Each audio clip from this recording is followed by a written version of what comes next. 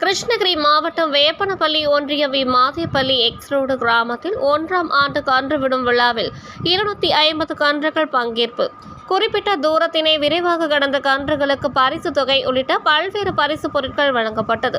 கிருஷ்ணகிரி மாவட்டத்தில் கிராமங்கள் தோறும் பொங்கல் பண்டிகை மற்றும் திருவிழாக்கள் முன்னிட்டு எருது விடும் திருவிழா மற்றும் கன்று விடும் திருவிழா தீவிரமடைந்துள்ளது. இந்த நிலையில் வேப்பனப்பள்ளி ஒன்றியம் மாதேப்பள்ளி எக்ஸ் ரோடு கிராமத்தில் 1ஆம் ஆண்டு மாபெரும் கன்று விடும் திருவிழா நடைபெற்றது.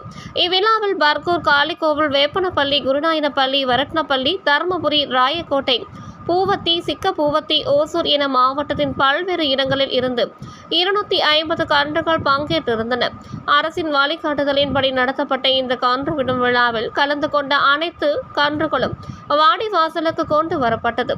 பின்னர் ஒவ்வொரு கன்றுகளாக அவிழ்த்து விடப்பட்டது. இதில் 100 மீட்டர் தூரத்தை மிக குறைந்த நேரத்தில் விரைவாக கடந்த கன்றுகளின் உரிமையாளர்களுக்கு ரொக்க பரிசுகள் உள்ளிட்ட பல்வேறு பரிசு பொருட்களும் வழங்கப்பட்டது. இந்த கன்று விடும் விழாவினை ஆயிரக்கணக்கான மக்கள் மத்தியில் அவிழ்ந்து விடப்பட்ட கன்றுகளை இளைஞர்கள் தட்டி உற்சாகப்படுத்தினார்கள். இந்த கன்று விடும் விழாவினை மாதேப்பள்ளி எக்ஸ் ரோடு ஊர் கவுண்டர்கள் மற்றும் ஊர் பொதுமக்கள், இளைஞர்கள் சிறப்பாக செய்திருந்தனர்.